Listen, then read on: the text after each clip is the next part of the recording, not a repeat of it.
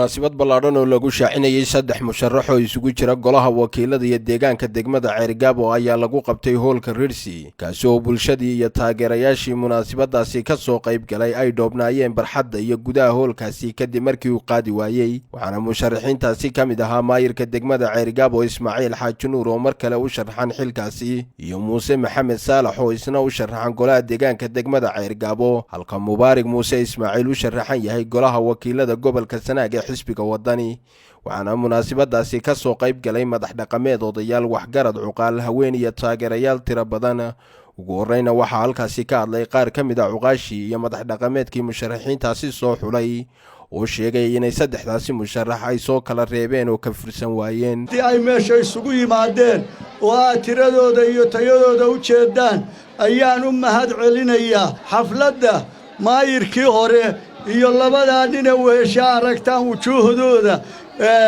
lagu dooranayo lana soo ayiday waxaan koow ka ahay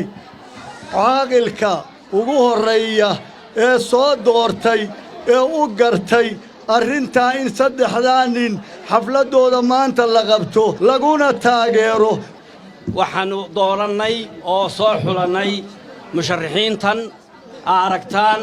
Muuse Maxamed iyo Mubaarak Muuse Dhalaal iyo Ismaaciil Xaaji Nuur waxaan leeyahay xusbigu waa inuu naga gudoomaa musharaxiinta waa mid magafin waa keenay xisbiga wadani waxaanu leenahay garoonka musharaxiintaasi ku tartamaysa waa garoonka wadani dhinacina ayuu ka banaanaan codka iyo cududana waa la daba taaganahay idinna waa gudoomaysaan waaga baryaaya waxaan leeyahay waa sida ay u soo gudbiyeen waa la qabaa waxaanu leenahay xisbiga si milge leh oo sharaf leh oo karaamo leh looga gudooba waa rag loo fiirsaday indhihiina idin macalina odayii baa maraya waa rag jiraban ruugcadaagii soo rogaal celi baanu leenahay ragga maanta la keenay indhihii caafimaad qabaan way arkaan xisbiguna wuu arkaa madmadow kuma jiraan waa aragtaan musharaxiinta tan qaayaha badan ee uu hogaaminayo ruugcadaagii hore Xaaji Ismaaciil Xaaji Nuur rag miisaan la weeye ma aha dadkii soo orday ee nagu cusbaayay iminka yimi waxa weeye rag xalan kara xilkooda xisbiga wadanina waxaan leeyahay naga gudoomo musharaxiinta carab dad bay cusur noqotay allah waa nalxunin calooshna ilgin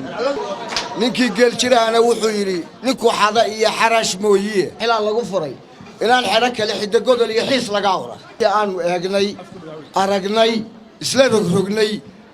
waanu soo tuujinoo keenay Ismaaciil waxaanu soo celinay markaanu aragnay waxa uu qabtay waxa uu hayo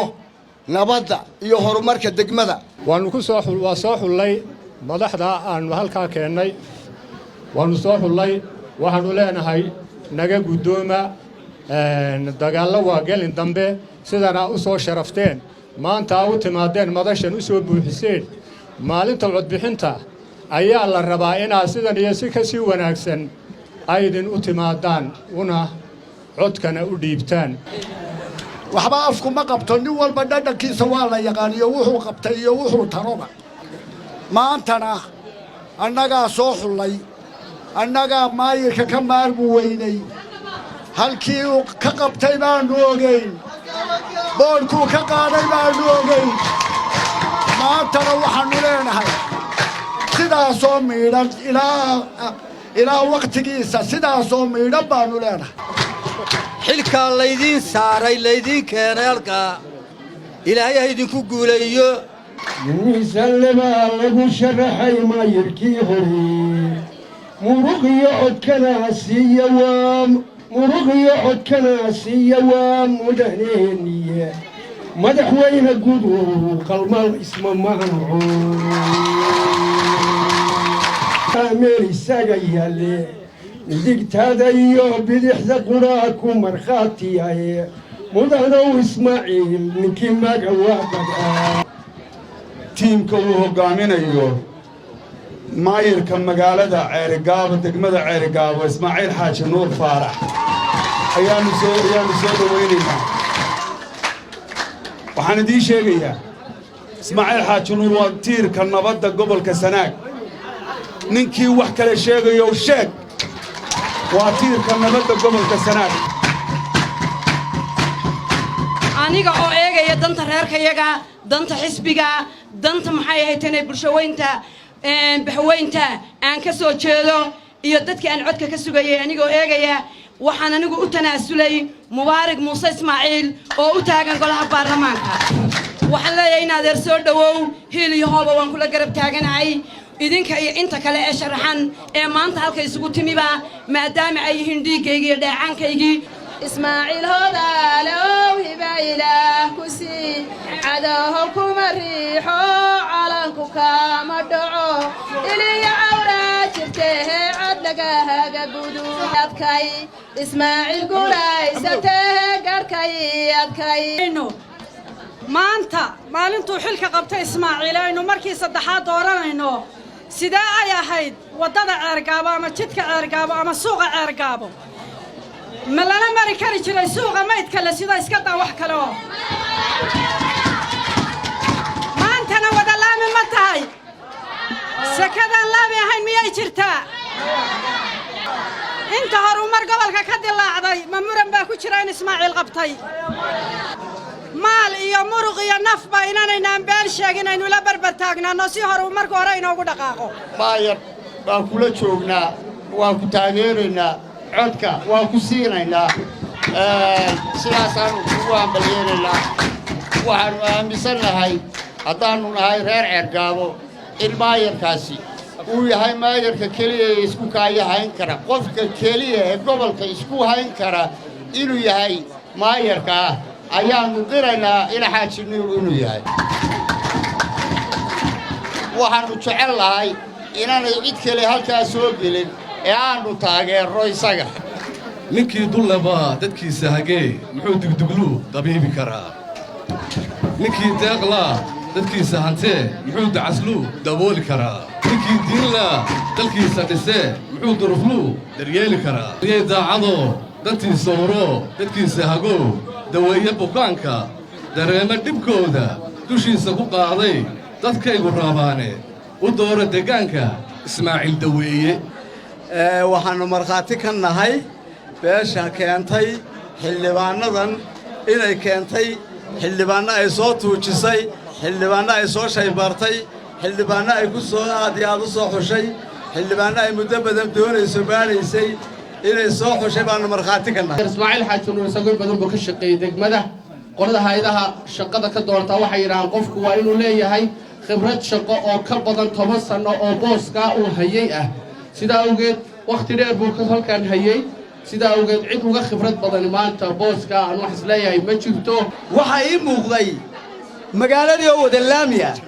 ee gaarigayga waan soo kaxaysan lahaa haddaan moodayo inay wada laami tahay ceergaabo reer ceergaabo anigu reer ceergaabo waxaan u sheegayaa Ismaaciil Xaaji Nuur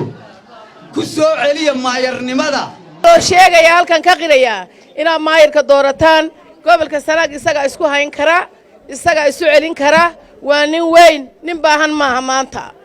musharaxiinta golayaasha deegaanka iyo wakiilada ee munaasabadaasi loo qabtay ayaa geestooda halkaasi ka hadlay una mahadnaqay bulshada taageerada ay muujiyeen dadweynaha halkan isugu yimid gudana iyo marwooyin waana soo sharafteen waxaan idin leeyahay ilaahay idin sharfo aad iyo aad baa u mahadsantihiin marta halkaana soo taagteen arrintu intaa noqon mayso dee wixii ka hawshii waa hadhay way dambaysaa miidanadu way noo dambeeyaan dee waxaanu idin leenahay halkaas oo kale si dhawaataan weeye abiskuul meel ma wada dego waan iska warhayaa anigu warka ceergaabo waan hayaa dadka ceergaabona waan ka warhayaa dadkana xoggaal baanu ahay waxay igu kallifay inaan maanta xilkan soo doonto oo isu soo sharaxo waxa weeyaan waxa ka maqan kaalinta wakiilada xildhibaanadii Soomaaliland u soo baxay ee loo soo doortay gobolkan shaqadoodii waa hawgabeen igu kallifay xilka inaan soo doonto dadka waxgaradka waayeelka iyo qurba joogta deegaankan reer ceergaabo waxaan leeyahay aad iyo aad baad u mahadsantihiin taageerada anigu haddaan maanta murashaxahay waxaan runtii ku dadaalayaa inaan gobolkan horumarkiisa iyo shuruucdiisa iyo arrimihiisa bulshada ka shaqeeyo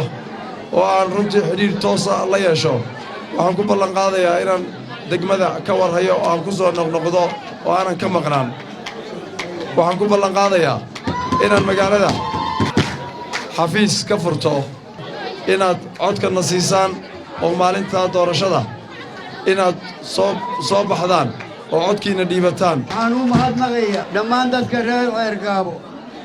ee degmada ceergaabo halka waxaa ka maqlayseen cuqaal tidhi waannu soo xullay waxayna keeneen garoonka cayaarta ayayna keeneen cidda waannu ugu mahadnaqaynaa runtii xulka ayna soo xuleen waxaan leeyahay reer ceergaabo anigu haddii aan maayar ahaa muddo dheerna soo ahaa qof waxba idinkuma tarin idinkuna tari kari maayo laakiin waxaan idin ballan qaadayaa magaalo cusub oo ceergaabo wada laamaya oo xaafad wad gaadha inaan insha allah u gaadhsiiyo laakiin hadda waxaan sheegayaa